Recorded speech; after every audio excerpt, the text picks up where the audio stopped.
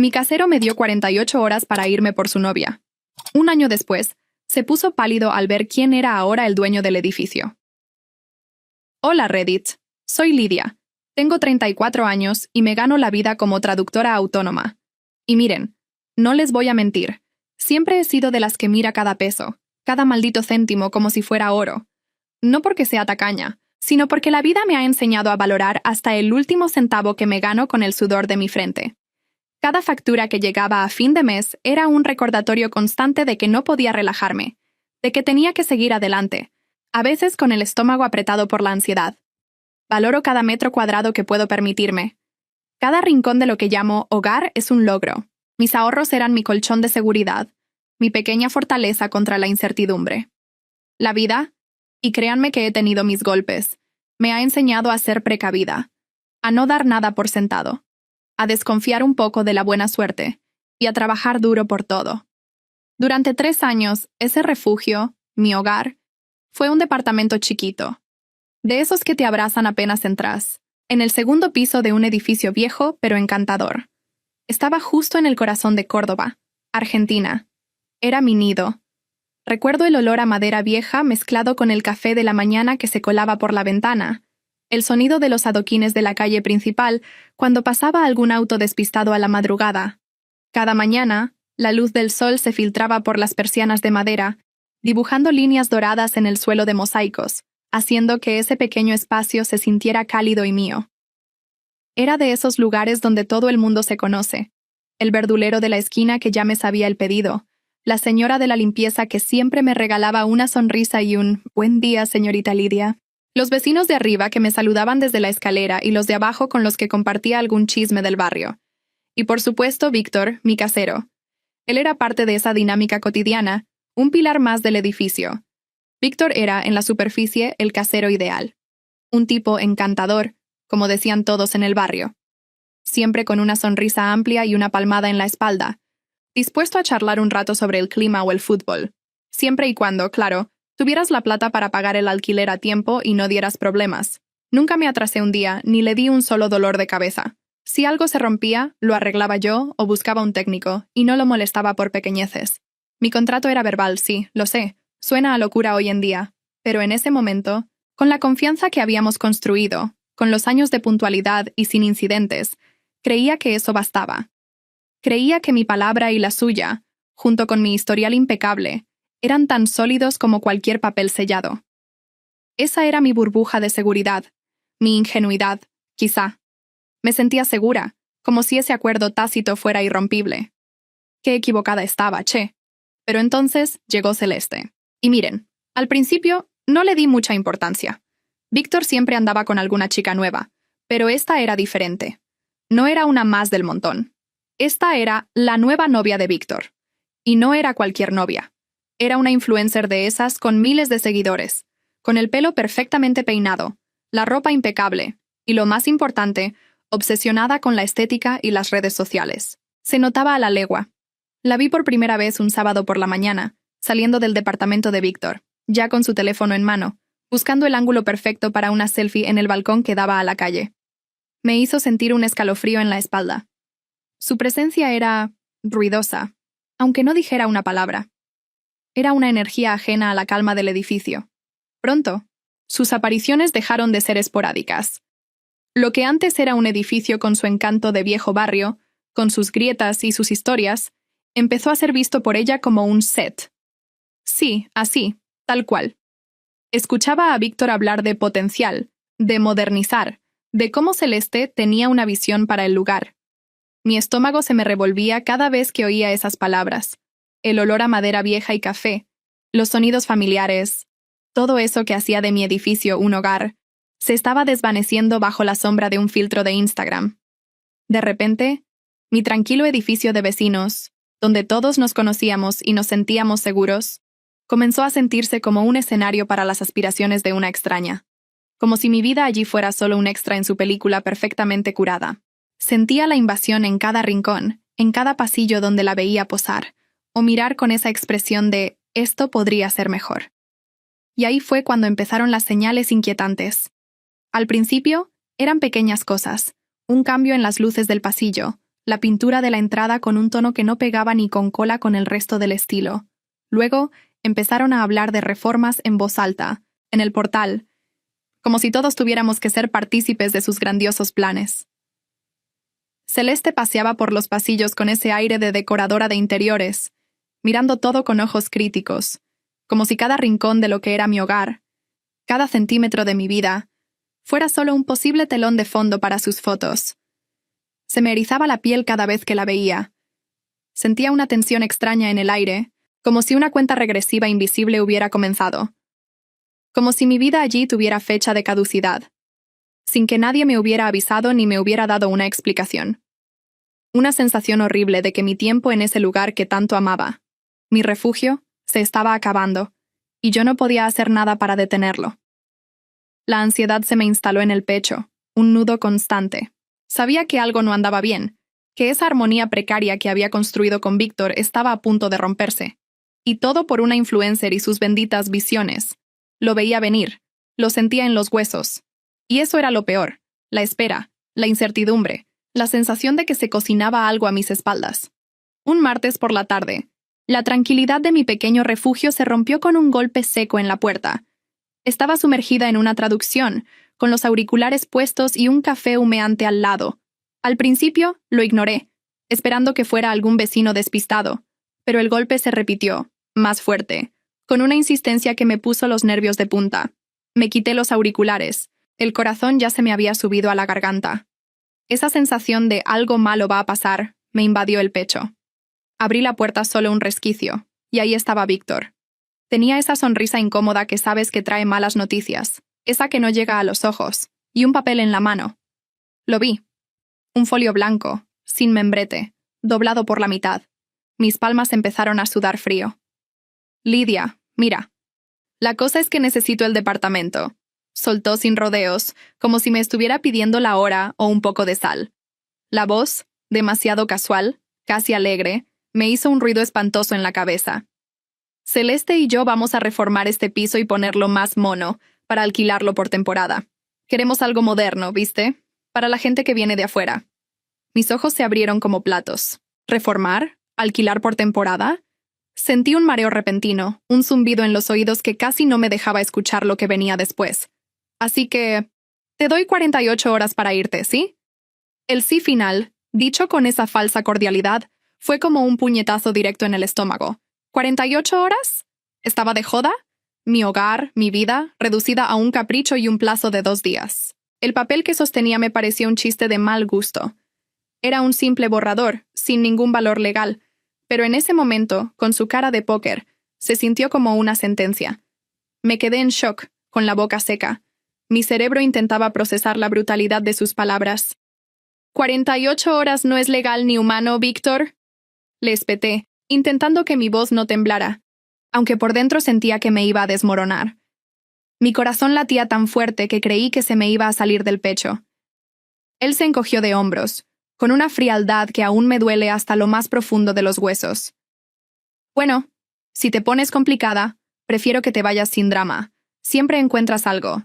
Tú trabajas por internet». Esa última frase me hirió como un cuchillo, como si mi trabajo no fuera real, como si mi estabilidad fuera una broma. Detrás de él, asomándose por el pasillo, estaba Celeste.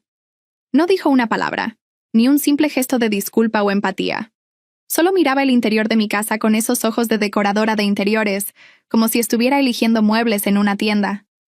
Sus ojos se detuvieron en mi salón, justo donde tenía mi escritorio, mi computadora, mi mundo, donde pasaba horas trabajando, construyendo mi futuro. En ese instante, sentí que todo lo que había construido era una ilusión, como si ya no fuera mío, sino un simple objeto a desechar en su camino hacia la modernidad y las fotos perfectas. La rabia, la impotencia y una profunda humillación me invadieron. Me sentí completamente invisible, irrelevante. El mundo se me vino encima, Reddit. Literalmente. Sentí un peso enorme en el pecho, como si un camión me hubiera pasado por encima. No supe cómo reaccionar en ese momento. Me quedé muda, la garganta se me cerró. Una mezcla horrible de impotencia, humillación y una vergüenza profunda me inundó. ¿48 horas? ¿Pero de qué me estaba hablando? ¿Cómo se suponía que iba a mover toda mi vida en 2 días? ¿A dónde iría? No tenía ahorros suficientes para una mudanza de emergencia, para pagar un alquiler nuevo y la garantía de un día para el otro. Ni familia cerca en Córdoba que pudiera acogerme. Todos mis parientes están lejos. Me sentí expuesta, vulnerable, como si estuviera desnuda en medio de la calle. La cabeza me daba vueltas, y un nudo de pánico se me formó en el estómago. Me costaba respirar. El aire se sentía pesado, denso. Esa noche, me encontré llorando a mares en mi pequeño departamento. Las luces apagadas, solo la débil luz de la calle filtrándose por la ventana, haciendo sombras lúgubres. Estaba rodeada de cajas que aún no había llenado, tiradas por el suelo, como mudas testigos de mi desastre. Las lágrimas no paraban, me quemaban la cara y me dejaban la boca con un sabor amargo. Con cada una sentía que volvía a cero. Otra vez. La incertidumbre era un veneno que me corría por las venas. La vulnerabilidad me aplastaba, y la sensación de no tener control sobre mi propio techo, sobre mi propia vida, era como un puñal clavado en el alma. Había trabajado tan duro para tener esa pequeña estabilidad, para sentirme segura, y en un segundo, el capricho de 2 personas me lo había arrebatado todo. Me sentía tan pequeña, tan insignificante, pero entre el llanto y la desesperación, en el punto más bajo, algo empezó a encenderse en mí. Una voz interna, pequeña pero firme, como un chispazo en la oscuridad. Me dije, entre sollozos, con la voz rota: Lidia, no puedes seguir viviendo así. No puedes permitir que el capricho de otra persona te deje en la calle y te arrebate tu dignidad. No más. Fue como si una corriente eléctrica me recorriera la espalda. El dolor se transformó en una rabia fría, en una determinación férrea. Me sequé las lágrimas con el dorso de la mano. Era suficiente. Esta vez no me iba a derrumbar. Esta vez iba a pelear. Y no solo por un techo, sino por mí, por todo lo que me habían quitado. Apenas 2 días después de que Víctor me tirara a la calle, mientras el sabor amargo de la humillación aún me quemaba la garganta, una amiga me llamó. Como caída del cielo, de verdad. Me habló de un programa municipal, uno de esos que ofrecen ayudas para comprar vivienda antigua en el centro, con créditos blandos para autónomos con ingresos estables. Mi cerebro, que hasta hacía horas estaba en modo supervivencia, hizo un clic. Siempre había pensado que ser dueña de algo era un lujo inalcanzable para mí, algo para gente con más espalda, más privilegios. Pero esa noche, mirando la foto del edificio que me estaban quitando, con el recuerdo fresco de la mirada despectiva de Celeste, tomé una decisión que me encendió por dentro. Si volvía a tener un hogar, sería mío, y de nadie más. La rabia se transformó en un fuego frío, en una determinación que me hizo sentir viva por primera vez en días. Ese impulso, esa chispa de dignidad herida, se convirtió en una obsesión. No dormía. Pasaba las noches investigando, calculando, sintiendo cómo mi pulso se aceleraba con cada posibilidad. Regularicé hasta la última factura que tenía, cada papel, cada documento. Apliqué al programa municipal con una meticulosidad que ni yo sabía que tenía. Empecé a buscar edificios viejos, con problemas, baratos, de esos que necesitan mucho arreglo, pensando que si no era ese, sería otro. Y el universo, o quizás el karma, o mi propia maldita suerte, me hizo un guiño macabro. Meses después, ¿adivinen qué? El mismo edificio donde vivía, el que Víctor me había quitado, salió a la venta. Al parecer, el encantador de Víctor estaba ahogado en deudas y quería vender rápido para pasarse a algo mejor con Celeste. Sí, claro. La ironía me dio una punzada de satisfacción, pero la mantenía oculta, como un arma secreta. El dinero era el problema, claro. Aunque el crédito del programa era bueno, yo sola no llegaba a cubrir el total. Fue ahí cuando entró Arturo, viejo amigo de la universidad, arquitecto, con esa cabeza brillante para los números y los proyectos. Justo estaba buscando un proyecto de inversión con su pareja, algo para reformar y vender. Les propuse un trato. Comprábamos el edificio entre los 3, todo bien registrado, con la parte legal impecable. Ellos se quedaban con los pisos grandes, los reformaban y vendían. Yo, por mi parte, me quedaba con uno pequeño para mí y otro para alquilar, asegurando mi futuro. Lo mejor de todo es que el banco aprobó el crédito justo cuando Víctor, desesperado por sus deudas, empezó a bajar aún más el precio. Dejamos que Arturo manejara todas las negociaciones, con su cara de profesional serio, sin dar ninguna pista. Víctor no tuvo ni la más mínima idea de que yo, la chica que trabaja por internet, estaba detrás de todo, comprando el edificio que él me había quitado. La adrenalina me corría por las venas, mezclada con una calma extraña. Sabía que la venganza es un plato que se sirve frío, y yo estaba cocinando un festín. Los meses siguientes fueron una locura, Reddit. De verdad, una montaña rusa que me dejaba el cuerpo agotado y la mente zumbando. Había días de euforia pura, de sentir que por fin estaba tomando las riendas de mi vida, que estaba construyendo algo grande. La adrenalina me corría por las venas cuando Arturo me mostraba los planos, cuando hablábamos de colores para las paredes o de cómo optimizar los espacios. Pero otros días, la duda me abrumaba hasta el punto de sentir una presión enorme en el pecho, como si el peso de todo el edificio estuviera sobre mí. ¿Estaba haciendo lo correcto? ¿Era esto demasiado ambicioso para alguien como yo, que siempre había vivido al día, con el miedo constante de no llegar a fin de mes? La inversión era gigante, los trámites interminables, las reuniones con Arturo y su pareja, planeando, diseñando, discutiendo cada detalle. Siempre había pensado que la propiedad no era para mí, que era un privilegio de otros, de gente que nacía con otra estrella. Enfrentarme a ese miedo, a esa creencia arraigada de que yo no merecía algo así, fue más difícil que cualquier papeleo, créanme. Me generaba una ansiedad que me quitaba el sueño, una constante sensación de estar al borde de un precipicio. A veces, en la quietud de la noche, cuando el cansancio me dejaba vulnerable, me preguntaba si mi motivación era la correcta. ¿Era solo venganza, ese dulce sabor amargo que me había impulsado al principio? ¿O era una genuina búsqueda de seguridad, de dignidad, de un lugar propio donde nadie pudiera echarme?